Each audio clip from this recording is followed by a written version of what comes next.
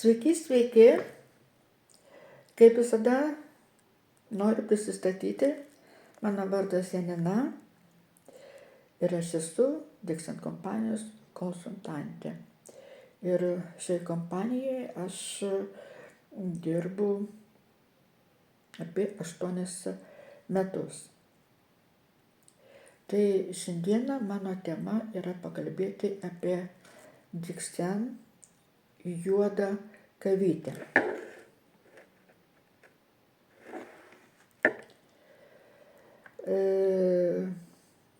Kuo skiriasi įprasta kava nuo organinės Linchy juodos kavos? Įprasta kava tai yra šitaip. Pirmiausia, jinai labai rūgština ir teršia organizmą. Antra, verčia kūną prarasti daug vandens. Kad atstatyti kūno balansą, reikia 17 puodelių švaraus vandens tam, kad neutralizuoti 1 puodelį įprastos kavos.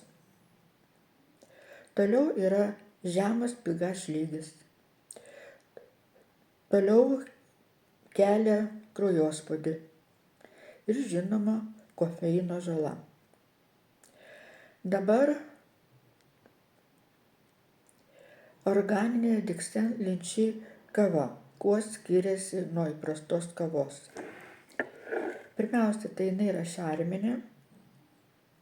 Į kavos sudėtį įeina medicininis augalas su didžiausia žemėje šarminių elementų koncentracija.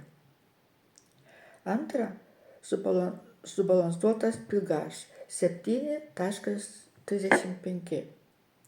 Trečia, suteikia natūralios energijos, kuri laikosi visą dieną. Ketvirta, natūralus antioksidantas. Sunku patikėti, bet jų yra 154. Penkta, suteikia kūnui deguonies. Kai pirmą kartą į žmogaus kūną patenka ganoderma, efektas yra toks, lyg žmogus būtų užsidėjęs ir laikęs 3 valandas deguonies kaukę. Šešta, galingai ir labai efektyviai stiprina imuninę sistemą. Septinta, praktiškai be kofeino, yra 0,06%. Pati kava išauginta ne žemiau 1500 metrų aukštyje, kur jau nebepasiekė vabzdžiai kenkėjai, tad visiškai nenaudota pesticidų augimo procese. Aštunta, visose kavose yra 2% ganodermos miltelių, kas ir daro šią kavą numeris 1 pasaulyje sveikiausia kava. Devinta, natūralus kūno valymas nuo toksinų. Vienas iš efektyviausių detokso produktų planetoje. Reguliuoja rūgštingumą. Tai pastebima jau po pirmo kavos puodelio. Dixon kavų iš viso yra 13 rūšių. Tai pirmoji parodo, tai yra juoda kava. Šitame pakelyje yra 20 mažyčių pakučių. Tai būtų, tie pakučiai atrodo šitaip. Ir jos kaina yra 22,10 €. Toliau yra kreminė kava nesaldinta su kokoso grietinėle. Toliau eina Maca Vita kava, vadinasi karališkoji kava, kurioje sudėtyje yra 3 augalai karaliai – maca, ženšenis ir ganoderma. Eukafė kava su maca saldinta cukranendrių cukrumi ir truputuką yra pieno. White coffee zvino tai yra kapučino kava. Labai skani. Toliau eina